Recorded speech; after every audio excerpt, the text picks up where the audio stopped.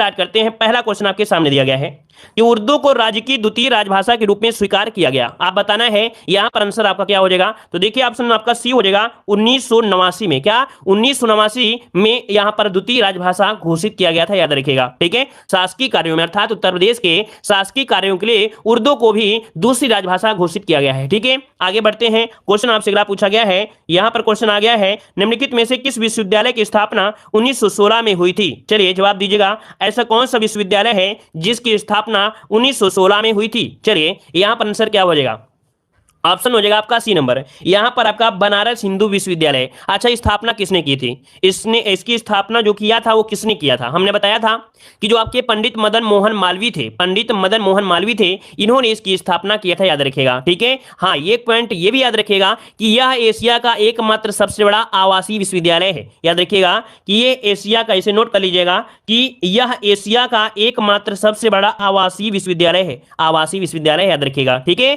आगे बढ़ते हैं। क्वेश्चन अगला पूछा गया है कि उत्तर प्रदेश में मिड डे मील कार्यक्रम कब आरंभ किया गया। उत्तर प्रदेश में मिड डे मील कार्यक्रम जो प्रारंभ किया गया, ये कब प्रारंभ किया गया, आपका आंसर क्या हो जाएगा। चलिए यहां पर जवाब आ रहे हैं आपका 1995। 1995 कहां पर है भाई, ऑप्शन डी नंबर बनेगा। याद रखिएगा कि आपके मिड डे मील कार्यक्रम हुआ था, ऑप्शन हो जाएगा डी 1995 में। डेट पूछ सकता है, डेट याद रखिएगा 15 अगस्त 1995 को पूरे देश में लागू किया गया। इसके पश्चात सितंबर 2004 में कार्यक्रम में व्यापक परिवर्तन हुए, मेनू आधारित पका हुआ गर्म भोजन देने की व्यवस्था प्रारंभ हो गई 2004 से। ठीक है, याद रहेगा। अगला क्वेश्चन आपसे यहां पर दिया गया है, सरदार वल्लभ भाई पटेल कृषि विश्वविद्यालय अवस्थित है। यहां पर बताना है आपका आंसर क्या हो जाएगा कि सरदार वल्लभ भाई पटेल कृषि विश्वविद्यालय अवस्थित है। देखो यूपी जीके जब डेली का डेली रिवीजन करोगे ऑटोमेटिक रट जाएगा। यूपी जीके में बहुत ज्यादा कुछ होता थोड़ा है, वही क्वेश्चन घुमा घुमा के पूछे जाते हैं। ठीक है, चाहे नया एग्जाम हो चाहे पुराना एग्जाम हो। चलिए, सरदार वल्लभ भाई पटेल कृषि विश्वविद्यालय जो अवस्थित है, कहां पर अवस्थित है, इसका राइट आंसर हो जाएगा क्या, ऑप्शन हो जाएगा आपका बी नंबर, आपके मेरठ में। मेरठ में। और पूछे कि स्थापना कब की गई थी, तो ये स्थापना की गई थी 2002 में। कब की गई थी भाई, इसकी स्थापना 2002 में हुई थी। ऑप्शन बनेगा आपका बी नंबर, इसका राइट हो जाएगा। और यहां पर स्थापना 2002 हो गई। आगे बढ़ते हैं। क्वेश्चन आपसे दिया गया है, निम्नलिखित में से कौन पहला केंद्रीय विश्वविद्यालय है। ये बताइएगा कि निम्नलिखित में से कौन पहला केंद्रीय विश्वविद्यालय है। केंद्रीय विश्वविद्यालय पूछा गया है। चलिए कौन सा हो जाएगा, यहां पर इलाहाबाद हो जाएगा या यहां पर बीएचयू हो जाएगा। यहां पर पूछा गया है पहला केंद्रीय विश्वविद्यालय। ठीक है, इनमें से ऑप्शन जो बनेगा बीएचयू वाराणसी है। क्या है भाई, बीएचयू वाराणसी है, याद रखिएगा। अगर पूछता सबसे पुराना, है ना, पूछ लेता कि सबसे पुराना विश्वविद्यालय, तब हमारा यहां पर इलाहाबाद विश्वविद्यालय हो जाएगा। ठीक है, आगे बढ़ते हैं। क्वेश्चन आपसे अगला पूछा गया है, यहां पर दिया गया है आपसे कन्हैयालाल मणिकलाल केंद्रीय हिंदी संस्थान स्थित है। चलिए कन्हैयालाल, यहां पर बताइए कन्हैयालाल मणिकलाल केंद्रीय हिंदी संस्थान जो स्थित है, ये कहां पर स्थित है। चलिए आपका जवाब क्या हो जाएगा, तो देखिए आपका आंसर आ रहा है आपका यहां पर आपका ए नंबर। चलिए आगरा में है, कुछ सही जवाब है आपके आगरा, ऑप्शन बन जाएगा ए नंबर। आगे बढ़ते हैं। क्वेश्चन आपसे अगला पूछा गया है, यहां पर देखिए अगला क्वेश्चन दिया गया है, सरदार वल्लभ भाई पटेल कृषि तकनीकी विश्वविद्यालय। सरदार वल्लभ भाई पटेल कृषि और तकनीकी विश्वविद्यालय, तो इसका आंसर क्या हो जाएगा, तो आपका मेरठ हो जाएगा। क्या हो जाएगा, मेरठ, जो कि ऑप्शन क्या बनेगा, यहां पर आपका सी नंबर राइट हो जाएगा। सी नंबर राइट हो जाएगा। अगला क्वेश्चन दिया गया है, निम्नलिखित में से कौन राज्य विश्वविद्यालय है। इनमें से बताइए कि कौन राज्य विश्वविद्यालय है। राज्य विश्वविद्यालय, तो देखिए भाई यहां पर जो आपका बीएचयू तो आपका विश्वविद्यालय है, इलाहाबाद विश्वविद्यालय है, डॉक्टर बी आर अम्बेडकर विश्वविद्यालय है, लेकिन डॉक्टर राम मनोहर लोहिया ये आपका कह सकते हैं राज्य विश्वविद्यालय है, जिसकी स्थापना हुई थी लखनऊ में, जो कि आपके 2006 में। कब, 2006 में इसकी स्थापना लखनऊ में हुई थी। आगे बढ़ते हैं। क्वेश्चन आपसे अगला पूछा गया है, यहां पर क्वेश्चन आपसे अगला, चलिए यहां पर देखिए अगला क्वेश्चन दिया है, कानपुर स्थित कृषि विश्वविद्यालय का नाम निम्नलिखित में से किस स्वतंत्रता सेनानी के नाम पर रखा गया है। चलिए बताइएगा आपका आंसर क्या हो जाएगा कि कानपुर स्थित कृषि विश्वविद्यालय का नाम निम्नलिखित में से किस स्वतंत्रता सेनानी के नाम पर रखा गया है। इसका आंसर क्या बनेगा, चलिए यहां पर आंसर देखिए क्या हो जाएगा। चलिए काफी लोग जवाब दे रहे हैं, यहां पर 23 नंबर का ऑप्शन आपका ए नंबर चंद्रशेखर आजाद बिल्कुल सही है, याद रखिएगा। आपका जवाब हो जाएगा ए नंबर चंद्रशेखर आजाद कृषि एवं प्रौद्योगिकी विश्वविद्यालय कानपुर हो जाएगा, है ना। चलिए आगे बढ़ते हैं। इसमें देखा जाए तो इस कृषि विश्वविद्यालय में देखा जाए तो कितने जिलों के लोग आते हैं, तो याद रखिए 29 जिलों में कृषि समुदायों की आवश्यकताओं की देखभाल जो करता है, यही करता है आपका कानपुर। ठीक है, आगे बढ़ते हैं। क्वेश्चन आपसे दिया गया है, चलिए क्वेश्चन आपका दिया है, प्राथमिक स्कूलों में केंद्र द्वारा पोषाहार सहायता हेतु कार्यक्रम शुरू किया गया। चलिए बताइएगा कि प्राथमिक स्कूलों में केंद्र द्वारा पोषाहार सहायता हेतु कार्यक्रम शुरू किया गया, ये भाई जो शुरू किया गया, ये कब से शुरू किया गया, यहां पर आपको बताना है। क्वेश्चन नंबर आपका 25, इसका राइट आंसर इनमें से क्या हो जाएगा।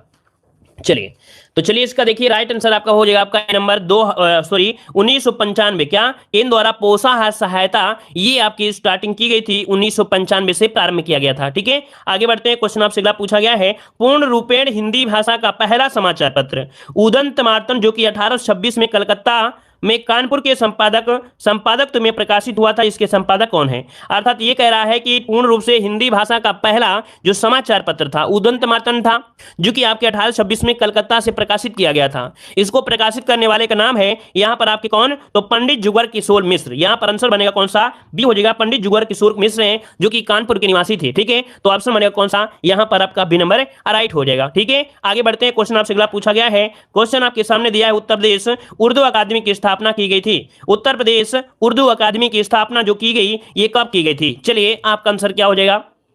चलिए 27 नंबर में। तो देखिए भाई आपका जवाब हो जाएगा कौन सा? D number. याद रखिएगा कि यहां पर उत्तर प्रदेश उर्दू अकादमी की स्थापना 1972 में, क्या 1972 में की गई थी? 1972 में की गई थी। वो कहां पर? तो आपके लखनऊ में। याद रखिएगा कहां पर? आपके लखनऊ में की गई थी, लखनऊ में। ठीक है, चलिए यहां पर आगे बढ़ते हैं। क्वेश्चन दिया गया है, उत्तर प्रदेश में प्राथमिक शिक्षा के लिए स्कूल चलो अभियान शुरू किया गया।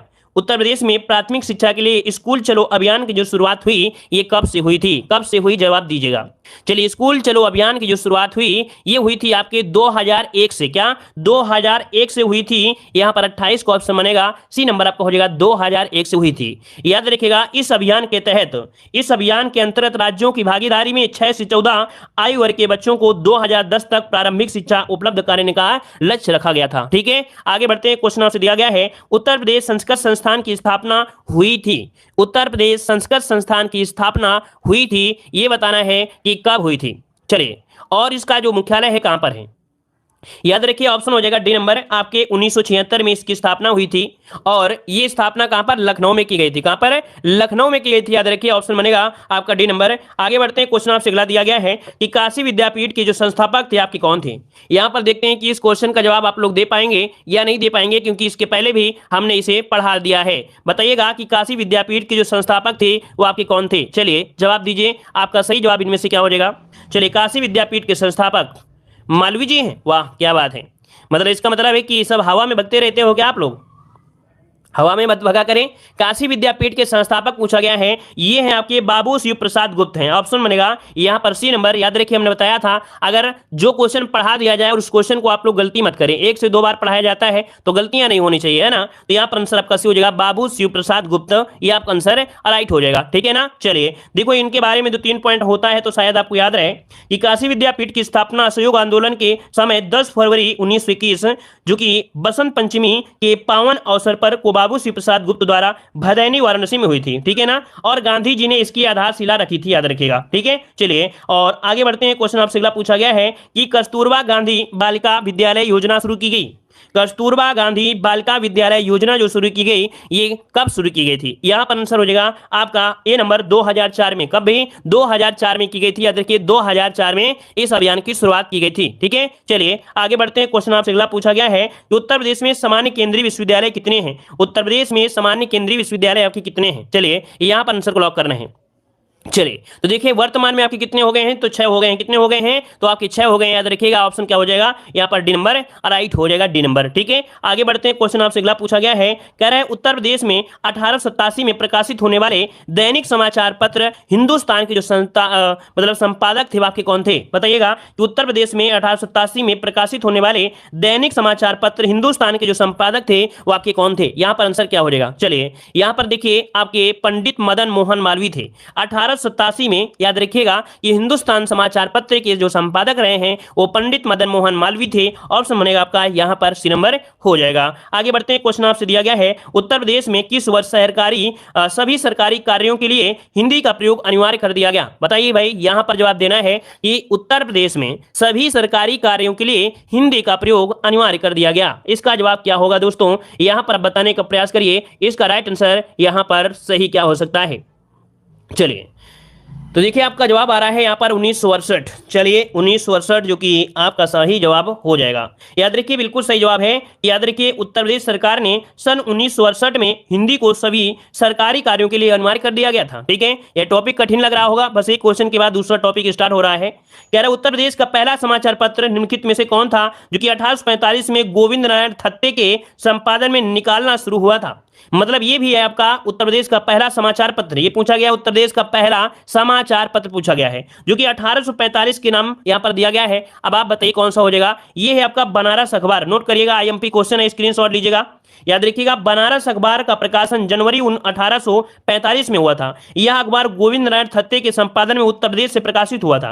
अखबार के संपादक राजा शिव प्रसाद सितारे हिंद थे। कौन? राजा शिव प्रसाद सितारे हिंद थे। अधिकांश लोग इस अखबार को ही हिंदी का पहला अखबार मानते हैं। देखो कभी कभी क्वेश्चन पूछा जाता है कि अधिकांश लोग ही इसे हिंदी का पहला अखबार मानते हैं, किंतु इसे हिंदी भाषी क्षेत्र का प्रथम समाचार पत्र माना जा सकता है। क्या? हिंदी भाषी क्षेत्र का प्रथम समाचार पत्र माना जा सकता है। ठीक है, नोट करिए और आगे बढ़ते हैं। दूसरा पॉइंट आ गया है, आगरा शहर की जो स्थापना किया वो किसने किया था? बताइए भाई, जवाब दीजिएगा कि आगरा शहर की जो स्थापना किया था वो किसने किया था। यहां पर आंसर आपका क्या हो जाएगा? चलिए यहां पर आंसर दीजिए सही जवाब। चलिए सिकंदर लोदी बिल्कुल सही जवाब है। याद रखिए आगरा शहर की स्थापना सिकंदर लोदी ने किया था। सिकंदर लोदी ने किया था। देख लीजिएगा कि आगरा शहर को सिकंदर लोदी ने 1504 ईस्वी में बसाया था। आगरा मुगल साम्राज्य की चहेती जगह थी, है ना। तो याद रखिए कि आगरा 1526 से 1658 तक मुगल साम्राज्य की राजधानी भी रही थी। चलिए आगे बढ़ते हैं। क्वेश्चन आपसे अगला पूछा गया है कि हिंदू मुस्लिम एकता का प्रतीक सुलह कुल उत्सव का आयोजन किया जाता है।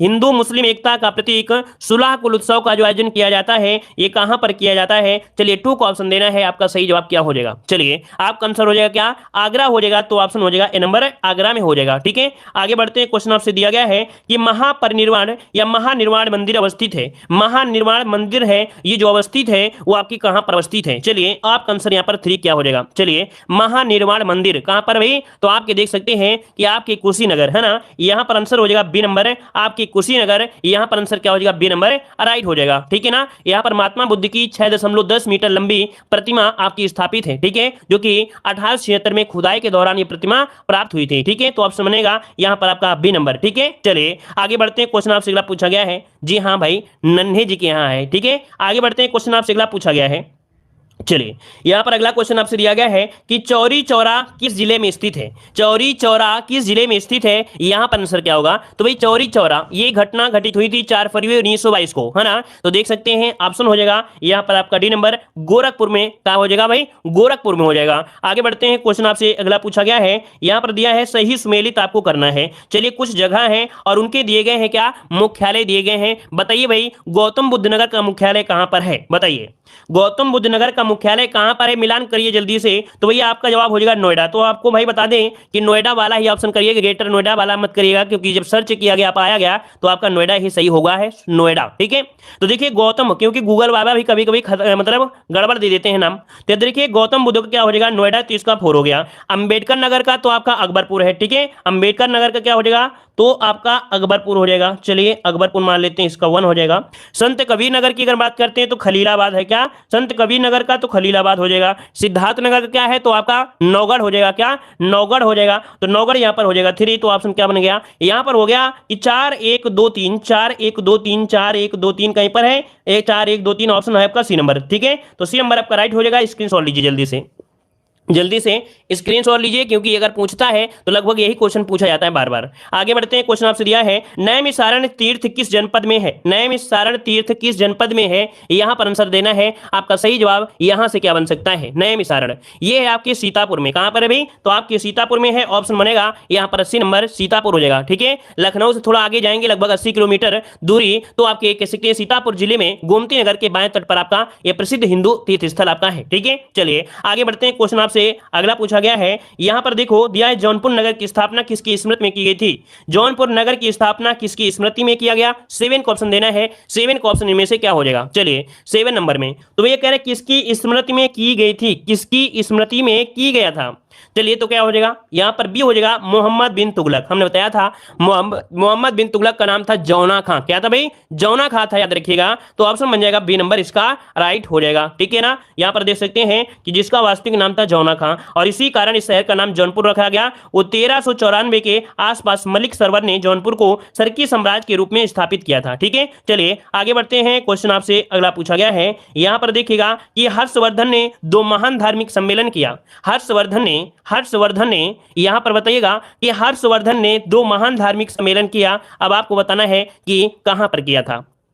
चलिए आंसर क्या हो जाएगा, तो भैया आपका आंसर हो जाएगा यहां पर बी नंबर प्रयागराज। थानेश्वर तो नहीं होगा भाई, ये है आपकी कन्नौज और आपके प्रयागराज में। कहां पर भाई, कन्नौज और आपके प्रयागराज में। थानेश्वर आपको नहीं लगाना है। ठीक है, ऑप्शन क्या बनेगा यहां पर ए नंबर राइट हो जाएगा। ठीक है, देखिए यहां से कुछ पॉइंट मिलेगा कि हर्षवर्धन दो महान धार्मिक सम्मेलन का आयोजन कन्नौज और प्रयागराज में किया। कुंभ मेले का आयोजन भी हर्षवर्धन ने शुरू कराया था। अगर क्वेश्चन पूछे कि कुंभ मेले का जो आयोजन कराया था किसने करवाया था, तो आपके हर्षवर्धन ने ही शुरू करवाया था।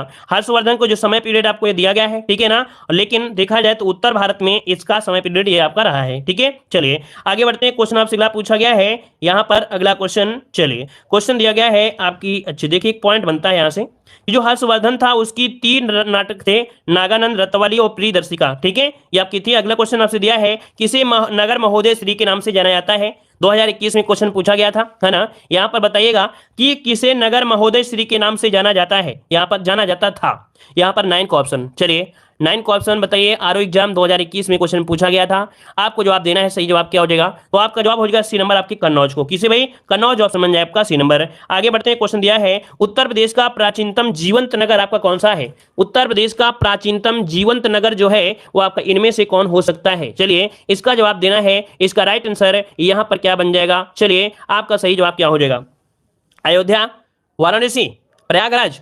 चलिए आपका जवाब हो जाएगा वाराणसी भाई। क्या बनेगा, वाराणसी बनेगा। ऑप्शन बनेगा बी नंबर है कि उत्तर प्रदेश का प्राचीनतम जीवंत नगर है ये आपका वाराणसी है। ऑप्शन बन जाएगा यहां पर आपका बी नंबर। आगे बढ़ते हैं। देखिए यहां पर वाराणसी से क्वेश्चन बहुत बनते हैं कि वाराणसी को प्रायः मंदिरों का शहर, देखिए क्या क्या बोला जाता है, याद रखिएगा, मंदिरों का शहर, भारत की धार्मिक राजधानी। याद रखिए अगर क्वेश्चन पूछे कि भारत की धार्मिक राजधानी कौन सी है, तो याद रखिए आपकी वाराणसी को भारत की धार्मिक राजधानी कहा जाता है, भगवान शिव की नगरी भी कहा जाता है, द्वीपों का शहर भी कहा जाता है। याद रखिए कि द्वीपों का शहर भी कहा जाता है, वाराणसी को कहा जाता है, और भी ज्ञान नगरी के नाम से किसे जानते हैं, वाराणसी को जानते हैं। तो नोट करिएगा कि आपके मंदिरों का शहर, भारत की धार्मिक राजधानी, भगवान नगरी, द्वीपों का शहर, ज्ञान नगरी के नाम से संबोधित किया गया है आपके वाराणसी को। ठीक है, चलिए यहां पर आगे बढ़ते हैं। देखिए कुछ और भी पॉइंट है, ये भारत का सांस्कृतिक और धार्मिक केंद्र भी आपका रहा है ना। चलिए आगे बढ़ते हैं। क्वेश्चन आपसे अगला पूछा गया है। अच्छा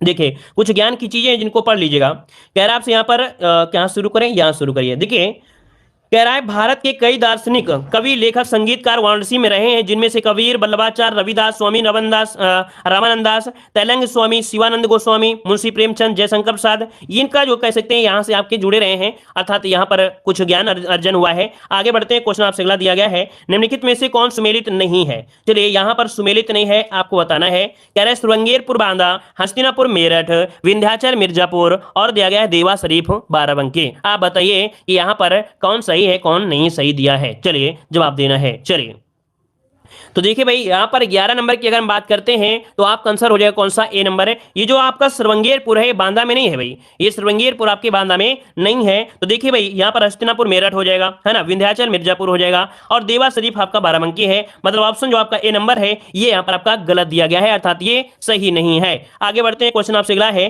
कि प्रति वर्ष प्रसिद्ध सूफी संत हाजी वरीस अली शाह की मजार पर मेला लगता है। चलिए बताइएगा कि प्रति वर्ष प्रसिद्ध सूफी संत हाजी वारिस अली शाह की मजार पर जो मेला लगता है ये कहां पर लगता है, ये मेला जो लगता है कहां पर लगता है, आपका जवाब क्या हो जाएगा, देवा शरीफ, जो कि बाराबंकी ऑप्शन बन जाएगा सी नंबर इसका राइट हो जाएगा, देवा शरीफ हो जाएगा। ठीक है, क्लियर है। बाराबंकी जो आपका जिला है वहीं पर लगभग 12 किलोमीटर दूर है आपका, तो ऑप्शन आपका सी नंबर राइट हो जाएगा। ठीक है, चलिए यहां पर देखिएगा कि यह हाजी वारिस अली शाह की जन्मस्थली है, जिन्होंने मानवता के लिए सार्वभौमिक प्रेम के अपने संदेश से लोगों की कई पीढ़ियों के जीवन को प्रभावित करना था। ठीक है, आगे बढ़ते हैं। क्वेश्चन आपसे दिया है, जौनपुर शहर की स्थापना किसने की थी। जौनपुर शहर की स्थापना किसने की थी, यहां पर आंसर को लॉक करना है। चलिए चलिए 13 को ऑप्शन देना है।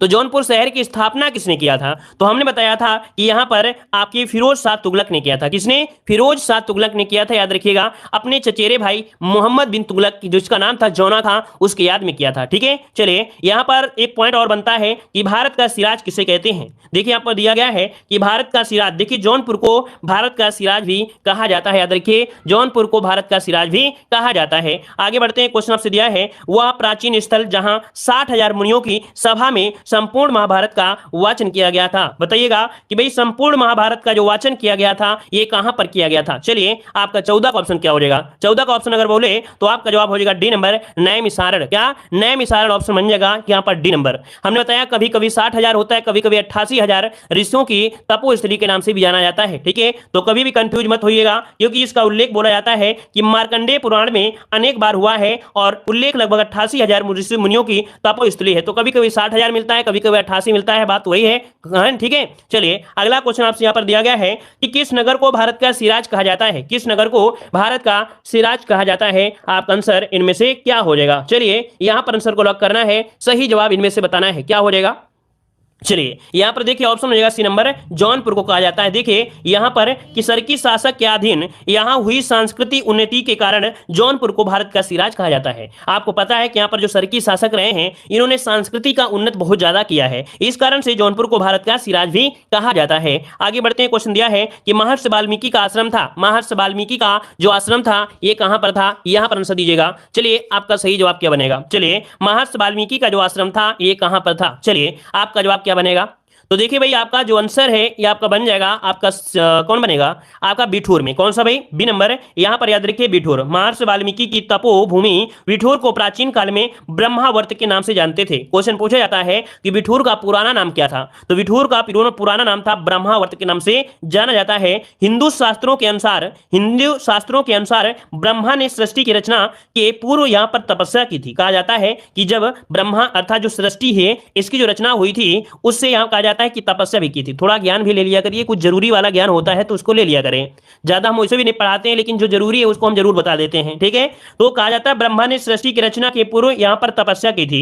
यही वह स्थान है जहां रामायण की रचना भी की गई थी। याद रखिए यहां पर जहां पर क्या हुआ था, यही वह स्थान है जहां रामायण की रचना भी की गई थी। संत वाल्मीकि इसी आश्रम में रहते थे। भगवान श्री राम ने जब सीता का त्याग किया था तो वो भी यहीं रहने लगी थी। इसी आश्रम में सीता ने लवकुश नामक 2 पुत्रों को जन्म दिया था। यह कानपुर नगर जिले में गंगा नदी के दाहिने किनारे पर स्थित है। इतने ढेर सारे नॉलेज थे तो आपको लेना जरूरी होता है। ठीक है, अगला क्वेश्चन आपसे दिया गया है, सूची फर्स्ट को सूची सेकंड से यहां पर सुमेलित करना है। चलिए सूची फर्स्ट और सूची सेकंड। ये कनक भवन जो है कहां पर है? कनक भवन कहां पर है बताइए? कनक भवन कहां है? कनक भवन जो है ये कहां पर है? तो आपका कनक भवन हो जाएगा अयोध्या धाम हो जाएगा, है ना, 4 हो जाएगा। कामतगिरी पर्वत आपके चित्रकूट में है, हमने बताया था कामतगिरी पर्वत चित्रकूट हो जाएगा, 3 हो जाएगा।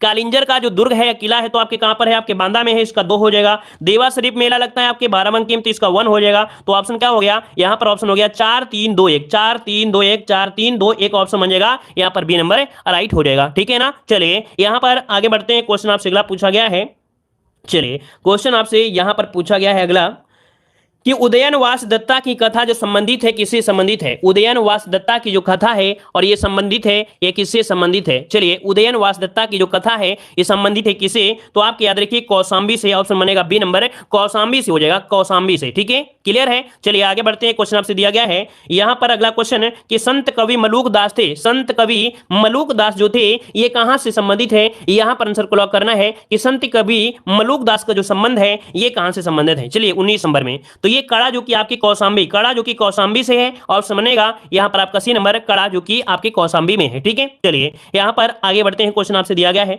देखिए कुछ एक पॉइंट दिया गया है कि संत कवि मलूक दास का जन्म 1631 में कड़ा में हुआ था। संत मलूक दास की रचनाओं की संख्या 21 तक बतलाई जाती है, उनमें से कुछ आपकी हैं।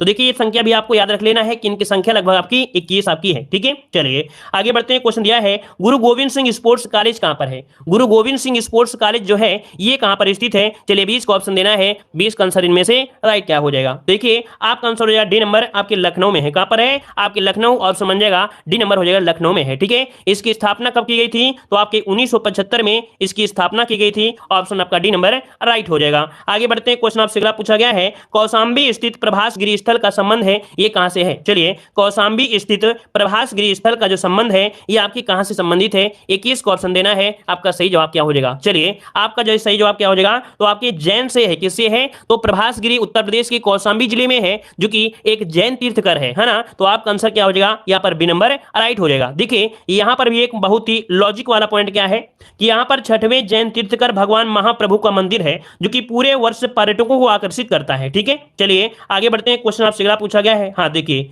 ये पॉइंट था कि ऐसा कहा जाता है कि भगवान कृष्ण ने अंतिम दिन यहीं पर बिताए थे। देखिएगा कि जो प्रभास गिरी है यहीं पर भगवान जो आपके कृष्ण है उन्होंने अंतिम दिन यहीं पर बिताया था। ठीक है, चलिए आगे बढ़ते हैं। क्वेश्चन दिया है, निम्नलिखित में से कौन सा सुमेलित नहीं है? कौन सा सुमेलित नहीं है? वृंदावन का जो मंदिर है कहां पर है? वृंदावन का जो मंदिर है ये कहां पर है? मथुरा में है, सही बात है। जेके मंदिर आपके कहां पर है? भाई कानपुर में है। कहां पर है आपके? तो कानपुर में है, कानपुर में है। तो इसका मतलब ऑप्शन बी नंबर आपका गलत हो गया। विश्वनाथ मंदिर वाराणसी, देवी पाटन मंदिर आपके तुलसीपुर। ठीक है, चलिए आगे बढ़ते हैं, क्वेश्चन आपसे अगला पूछा गया है।